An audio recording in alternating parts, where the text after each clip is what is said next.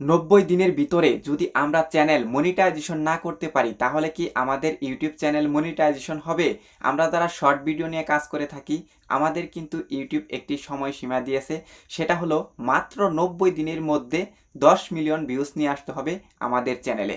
তো এটা কিন্তু আমাদের জন্য অনেকটাই টাফ হয়ে যায় অনেকের ক্ষেত্রে, এটা কিন্তু আমরা পূরণ করতে পারি না।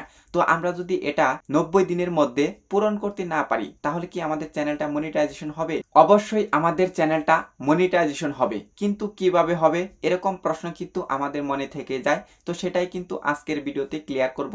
তো ভিডিওটি প্রথম থেকে শেষ পর্যন্ত দেখুন, তাহলে কিন্তু আপনি পুরো বিষয়টা বুঝতে পারবেন। ধরে নেন আপনি ইউটিউবে প্রতিনিয়তই ভিডিও আপলোড করে যাচ্ছেন, কিন্তু আপনি 90 দিনের ভিতরে 10 মিলিয়ন ভিউজ গেইন করতে পারেননি এবং কি অর্জন করতে পারেননি, তাহলে আপনার চ্যানেলটা কিভাবে মনিটাইজেশন হবে? তো আপনার চ্যানেলের জন্য 90 দিনের ভিউজটা কাউন্ট করা হবে, পিছনের যে দিনগুলো সেগুলো কিন্তু কেটে যাবে, ভিউজগুলো কেটে যাবে, কিন্তু ওই 5 দিন বা একদিন যে কেটে গেল, পরবর্তীতে যে আপনার 90 দিন থাকলো এই 90 দিনের ভিউজটা কিন্তু ইউটিউব কাউন্ট করবে। মানে হচ্ছে আপনার চ্যানেলের পিছন থেকে একটি করে দিন কেটে যাবে এবং কি সামনের দিকে এগিয়ে যাবে, সামনের 90 দিনের ভিউজটা কিন্তু কাউন্ট করবে। পিছন থেকে একদিন একদিন করে আপনার ভিউজটা কিন্তু কেটে যাবে।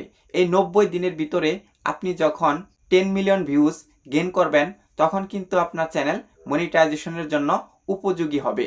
অনেকেই মনে করে থাকে যে 90 দিন পার হয়ে গেলে আমরা মনে হয় ইউটিউব চ্যানেলটা মনিটাইজেশন করতে পারবো না। তো আজকের ভিডিওর মাধ্যমে আপনাদের এই কনফিউশনটা কিন্তু দূর করে দিলাম।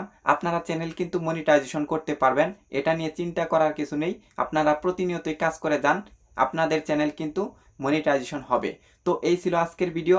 চ্যানেলে নতুন হয়ে থাকলে সাবস্ক্রাইব করে দিয়ে আমাদের সঙ্গেই থাকবেন এরকম আরও নতুন নতুন ভিডিও দেখার জন্য।